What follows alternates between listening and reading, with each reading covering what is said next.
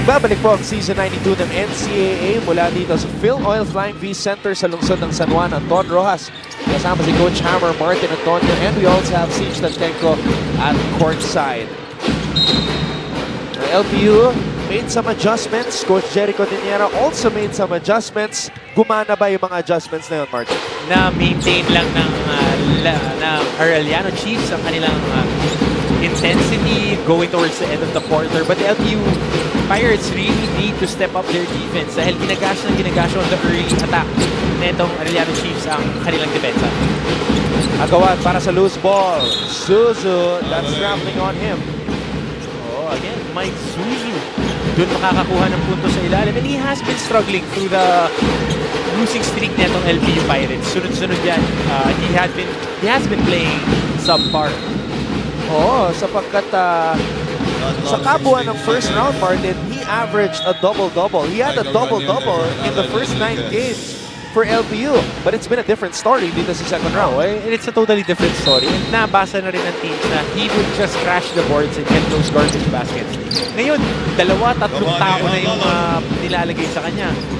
Kung hindi naman, hina-hard foul na lang siya. At napakababa rin naman ang free throw percentage ni Michael. And to think siya ang number 2 sa free throw attempts, nasa likuran lang siya ni Rey ng Batak. Okay, balikan muna natin si Siege Tantenko. Siege? Yes, Anton, alam natin lahat na mas pinili ni Gio Halalo na maglaro ng isa pang taon sa Arellano kesa sumali sa ating national team. Pero sabi niya, wala siyang pagsisisi. Mag-champion man sila o hindi this year. Sabi niya, it's more about a show of loyalty for the school that gave him these opportunities and shaped his career. Pero alam na natin kung si Gio, hindi lang sa offense, makulit din to off the court, sabi niya sa akin. And imagine this in his voice. Siyempre, mas masaya mag-champion. Yan! Back to you, Anton and Coach Hammer. Uy! Siege, may talent ka pala. I-video ka namin pagka ginawa mo yan. Tapos itatag namin si Gio. Alam mo kung sino daw magaling mag-impersonate? Si Mike Harry Zuzu. Oh, dapat malapag-tapatin kayong dalawa. Kayong dalawang maloko sa ganyan eh. Si Siege merong happy time with Giovanni Halalo mamaya. Makikita talaga natin kung paano magsalita si Gio. Oo, at eto, kung si Gio Halalo makakapagsalita lang sa bench, good job. Pero nasa loob siya pa yung pumasa dito kay Ariel Aguilar dun sa 3-point shot na yun, ha? That's a foul to prevent this fast break from unfolding. Sapagkat itong Arellano, the deadliest team pagdating sa open court basketball, number 1 in fast break points, averaging 16.2 points per game. Oo, dahil nga ang kanilang backcourt, napakabilis, napakakukulit. Itong si bus driver at conductor, Gio Halalo at Ken Salado, sa mahabang pa yan ng mga bunot sa ilalim neto ni Coach Jericho Diniera. Diyan sila Brian Meca, ito sila Craniel Viloria. Makita natin yan, ito si Aguilar nasa loob.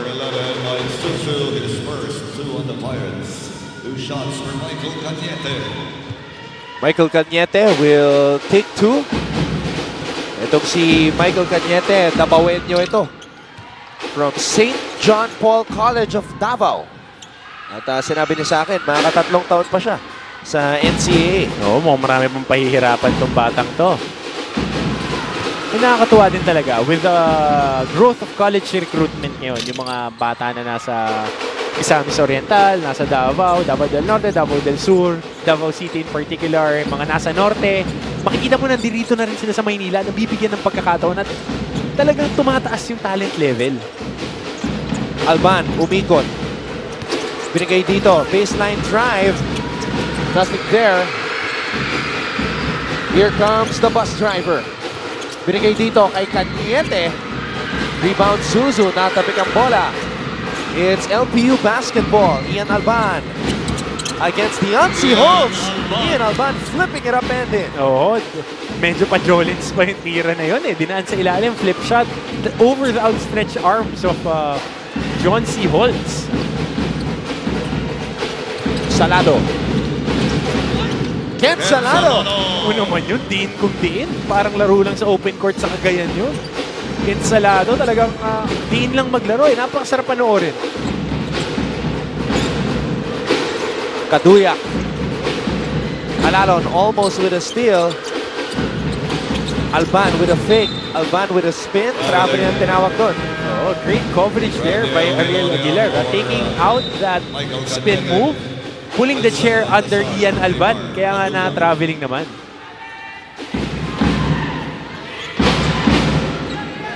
Babalik sa ating laro. Itong si Craniel Viloria.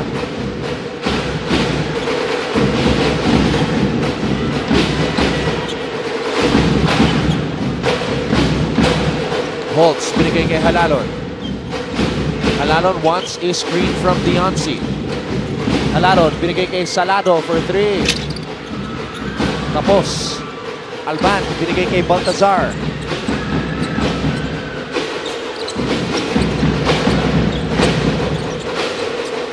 Zuzu against Holtz in the paint. Magbuhos, binigay sa loob. Tapi ka ng bola. At mananatili dito sa panig ng LPU. Nakakakuha naman ng tira itong Lyceum Pirates na libre. Hindi lang talaga nila ma-convert.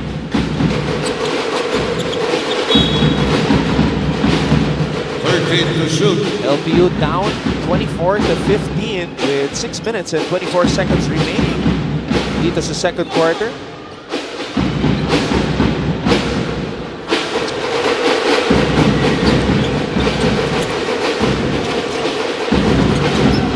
Baltazar. Zuzu. Pinatrasan si Holtz. Zuzu blocked by Deoncy Holtz. Again, answering to the challenge. Sinaraduhan ng pinto ni John C. Holtz. Si Mike Zuzu dun sa play na yun. Deoncy Holtz. Yan ang hiningi sa kanya ni Coach Jericho Diniera. Number 11, Mike Zuzu. To play like an import. Oy, import naman talaga eh. Kailangan lumaro na parang import. Paambun-ambun lang din eh. And then we're still looking for the real Deoncy Holtz. Please stand up. Yan ang sasabihin ko sa kanya mamaya pag nagkita kami. Dahil I trained with this guy when I was still playing with semi-pro league sa D-League noon. Nakalaro ko pa siya. He was practicing with my team. And he was really impressive. He could shoot and he could move better noon. Tapi ka ng bola. Babalik dito sa panig ng mga Pirata. Number 18, Daniel Viloria. Timeout LPU Pirates. Coach Topex Robinson calls a timeout. Manatili po kayo nakatutok dito lang sa SNA for more basketball action dito sa Season 92 ng NCAA.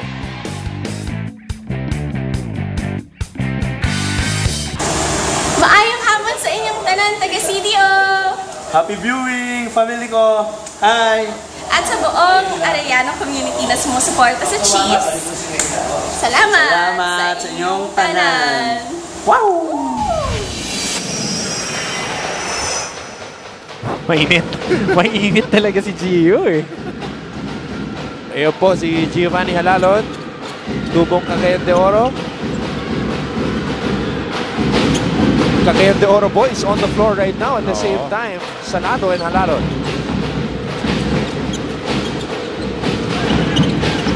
Alban.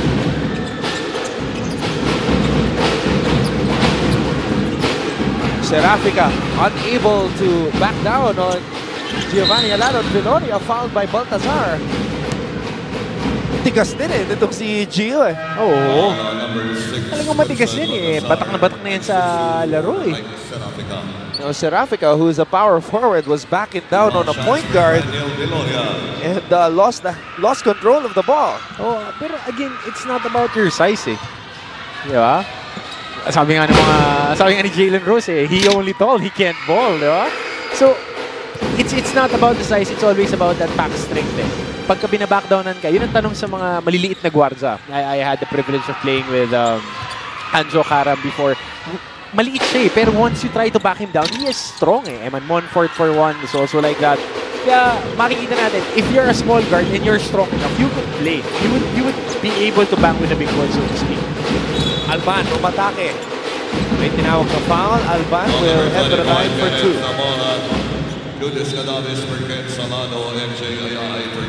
Ken Salado magpapahinga muna. Free throws for Ian Alban. Okay. Balikan muna natin ang mga tweets from Greta Magbuhos supporting Greco Magbuhos and the LPU Pirates from Milan, Italy. Oh, mukhang it's either his mom or his aunt na nandiyan. From Momo Jello, let's go Chiefs. Holtz with a strong block. Let's go for another win. Bounce back sa talo last night. Yes, dahil wire-to-wire nga yung talo nila. No, hindi sila lumabang. Hindi man lang nila naamoy ang kalamangan ng gano'n yun. Charmy K says Halalon versus Ian Alban. Wow! Oh, changing of the guard again. Gio Halalon playing on his last year. Kenneth Zamora. Zamora knocking down his first basket. Oh, Kenneth Zamora with that three-pointer. Gabayni, Kapos. Zuzu with another rebound. Pero may foul na tinawag. Hindi makakuha ni Otep Gabayni yung touch niya sa ilalim. Kanina ba siya nabibigyan ng bola dyan? Ganda rin ang pasa na yun ni Cranial Viloria, attracting the help defense and rotating the ball dito kay Ken Zamora. But again, going back to Joseph Gabayni, nakukuha niya yung touches niya underneath the paint, but he can't seem to finish it. Yung touch niya isn't there.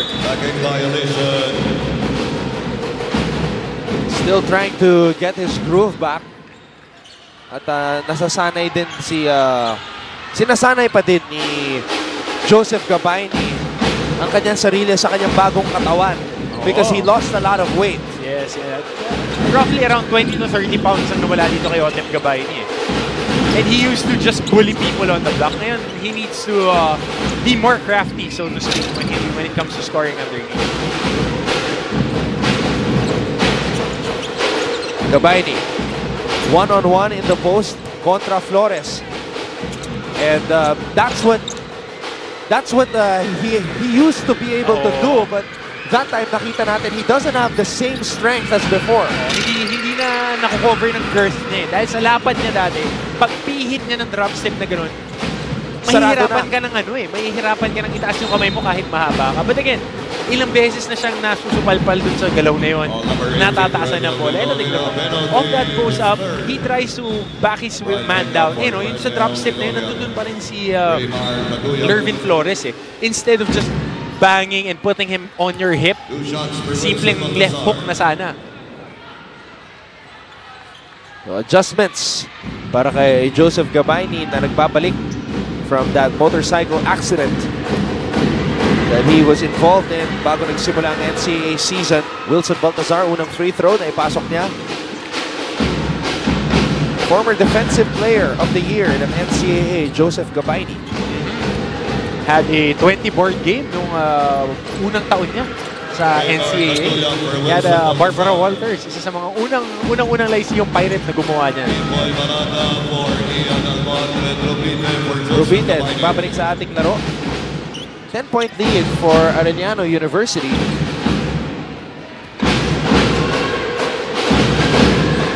Halalon.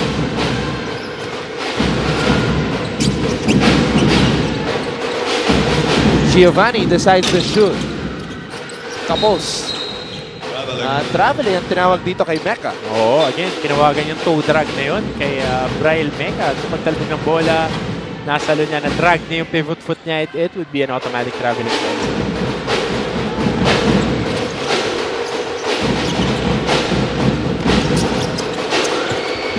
Flip shot is good right there. Credit the basket to Raymar Caduyak, who now has 4 points dito sa ating bakbakan. Yung atake na gano'n at yung mga tapikan niya, yung mga magagandang puntos Ano man yun, no? Yo pa At si Flores pa yung iniwasan niya. Ganyan yung yan yung kagandahan ng dribble drive offense. Maganda yung flow ng offense mo. Everybody has the opportunity to attack. And 4 guys on the outside can just gash the defense, and you have a big guy underneath na kukuha ng mga garbage points. At the line, MJ Ayay. First free throw is good para kay Ayay. What about MJ Ayay, who really grasped the leadership role? Silent operator pero siya talaga yung puso nitong competitive mean streak ng LPU Pirates. Problema, they haven't rediscovered that competitive mean streak since taking down the defending champions. The LPU is the only team so far na nanalo kontra sa defending champions in both meetings this season. Back-to-back wins pa yun. At mahirap kalaban niya. Letran Knights. Their toughness really supersedes their team. Bago mo pa kalaban ng Letran, ever since time immemorial talagang you would need to be mentally tough to compete against a team like that, especially after winning a championship. And they have a thoroughbred in Reynam Batak who leads the charge for the Letran Knights. At mamaya, Letran sasabak na naman sa aksyon kontra sa Perpetual. Mabigat na laban yun. At huwag natin kalimutan yung San Beda Red Lions against the JRU Heavy Bombers sa ikalawang laro natin. JRU lumalaban pa, papasok dun sa Final Four. Nasa, I think, ikalimang pwesto sila ngayon. Tama. At 8-6 ang JRU. Bawat nasa panalo. ika-6 na pwesto ang defending champions at 7-7. At huwag natin kakalimutan na magbabakbakan pa yung mga teams na nasa itaas dito sa huling 3 linggo ng NCAA Season 92 eliminations natin. At nakataya ngayon ng share of first place para sa Arellano University sapagkat kung mananalo sila kontra sa LPU ngayong araw, parehas na sila ng San Beda, 11-3. But San Beda is playing right after, so they also have an opportunity to maintain their first place position with a win against JRU. Pero dito sunod-sunod ng tinatawagan ng fouls sa ating referees itong mga sumicheck kay Gio Halalon dahil naiipit na ang kamay nitong mamang ito. Timeout muna tayo. Magbabalik po ang NCAA Season 92 dito lang sa SNA. Inyo pong natuto ngayon ang Phil Oil Flying V Center dito sa lungsod ng San Juan as we take a look at the 3-point shooting of Salado and Halalon sa kanilang huling laban. They have been laying the foundation for a winning championship and their teammates are shooting bricks. 0 out of 12. John C. Hall, 0 out of 5. Nico, 0 out of 3. Brel Mega, 0 out of 3. Panay bukol, kaya siguro naipit yung bola kanina sa ring for the Arellano Chiefs. But again, it's a new day, it's a new game. Kailangan nilang itaas ang kanilang intensity, especially this man, Zach Nichols, who has started this game at hindi pa nakakapagtala ng isang 3-pointer. First start nga ni Zach Nichols at 0 for 3 siya sa kanilang huling laban kontra sa Perpetual, which was the worst loss of the season para sa Arellano University. Losing 76-62, falling behind really early in this game. Ito, magandang tweet to. Magandang laban kasama ang mga guwapong commentator. Mr. Viewer says at Coach 620 all the way from Calibo, Aklan. Nanggaling ka dyan, di ba? Nung BVR. BVR. Salamat, Parek Jonery. King Partido. Halalon at driver at conductor plus dispatcher. Bira lang, mga AU Chiefs now watching here at KSA. Ano naman? Gwapong-gwapo. Gwapong-gwapo eh.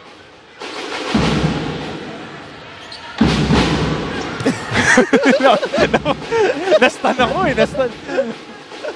Sinabi kasi gwapo kaya ikaw yung tinuro ko agad eh. But again, ito Anton kanina pa hindi na ibababa ng LPU Pirates itong kalamangan ng Chiefs. They had numerous possessions na pwede nilang maibaba sa 5-4 na puntos pero hindi na nakakapitalize yun. That was one of the best blocks of the season. Mula kay Gong Flores. Panoorin natin to. May pinayungan talaga eh. 2 kamay pa na traveling tuloy si MJ Ayay. Pinayungan parang volleyball. 2 minutes. Flores, Kapos, At saka mukhang si Lervin Flores also played volleyball the way he approaches his rebounds. 1-2 step eh. Diba? Instead of just going vertical. Yung katawan niya built as a volleyball player. And look at him make Ayay thick once he leaves the ground. And ito, speaking of overthinking, Gio Halalon. medyo napa-overthink doon, napa-hakbang ng lagpas ng isa. Ito, tingnan mo. Akala niya sasabay si Gong Flores eh.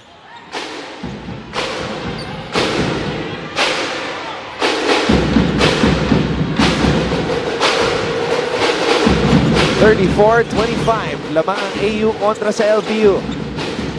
Kaduyak, binigay dito kay Pipoy Marata. Marata, umatake. Tapi ka ng bola. Maagaw ni Flores. Yun yung kwento ng first half natin. Napakadaming unforced errors na itong LPU Pirates na they're shooting themselves in the foot. Hindi na nila kailangan ipasa, pinapasa. 4 shots, mga unnecessary turnovers. Kaya naman hindi sila makagawa ng run eh. Hindi sila makakuha ng tamang momentum. Soliman knocks it down. Oh, ito PJ Soliman. Ganyan na ganyan din niya nagsimula nung kalaban nila itong AU Chiefs. Sunod-sunod yung basket niya. Nakasampung sunod-sunod ng punto siya nun. Alalo, ang ganda ng ikot. Pinasa dito kay Mecca. Back to Giovanni. Siyam na segundo. Nalalabing sa shot clock. Giovanni, umikot, tumira, puntos para sa Arellano. Easy. Giovanni Halalon, suwabing-suwabe. Tama naman yung galaw na yun.